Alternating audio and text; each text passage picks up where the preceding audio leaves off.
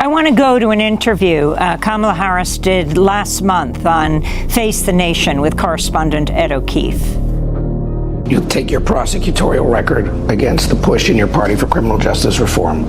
There's a lot of concern among, especially more liberal and younger parts of the party, that you may not be the best person to do that, given that you were implementing those tough on crime initiatives as a prosecutor. Can they trust you to do that? Well, here's the thing. When I became a prosecutor and when I was elected district attorney and also attorney general of California, I implemented some of the most significant reforms to date during those years that had been implemented.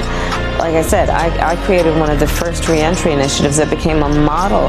It was designated as a model in the United States for what law enforcement should do to be, as I call it, smart on crime. I was the first in the nation leading the State Department of Justice in California, which, by the way, is the second largest Department of Justice in the United States, to require my agents to wear body cameras.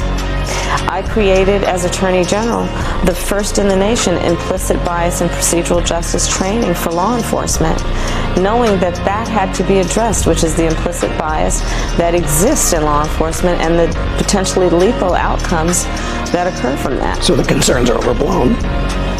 The concerns are overblown, yes, no question. So that is Senator Kamala Harris on Face the Nation, speaking to correspondent Ed O'Keefe. If you could respond to this, Laura Bazelon. Sure. So you can hear her struggling to come up with a list, and she starts with her Back on Track program that she implemented as DA. This was a program that did help certain very select non-violent offenders re-enter society. It affected a very small group of people. She then talks about body-worn cameras. She was asked by the California State Legislature to support a bill to mandate all police officers wearing body-worn cameras, and she declined to do that.